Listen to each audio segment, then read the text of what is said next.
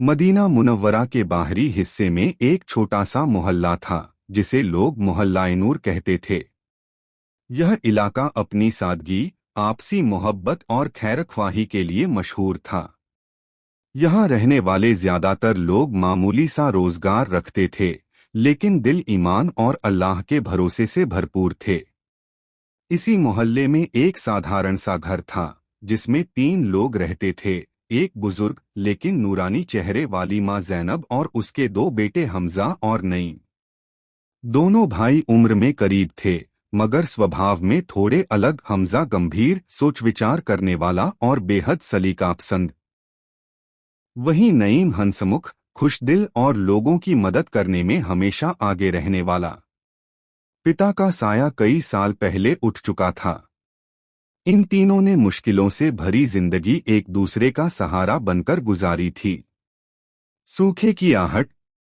रमजान करीब था, लेकिन इस साल मदीने के आसपास बारिश बिल्कुल नहीं हुई थी। खेत सूख रहे थे, कुओं का पानी घट रहा था और बस्ती के लोगों में बेचैनी बढ़ती जा रही थी।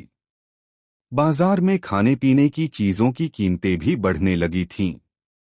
एक दोपहर जब तेज धूप जमीन को झुलसा रही थी, मस्जिद के इमाम ने ऐलान किया, ऐ मदीना वालों, अल्लाह से रहमत की बारिश की दुआ करो। सूखा अब एक बड़ी परीक्षा बनता जा रहा है। परेशानी लोगों की आंखों में साफ दिखाई दे रही थी। जैनब के घर में पहले ही तंगी थी। रसोई में बस 3-4 दिन का आटा बचा था। घर की बकरी भी कई दिनों से दूध नहीं दे रही थी। उस रात जैनब ने अपने बेटों को पास बिठाकर कहा, बेटो, अल्लाह मुश्किल देता है तो सब्र भी देता है। वह कभी अपने बंदों को अकेला नहीं छोड़ता। हमजा ने सर हिलाया और नईम ने माँ के हाथ चूमते हुए कहा, अम्मी, आप फिक्र न करें, अल्लाह हमारे साथ है। भूख का पहला इम्तिहान।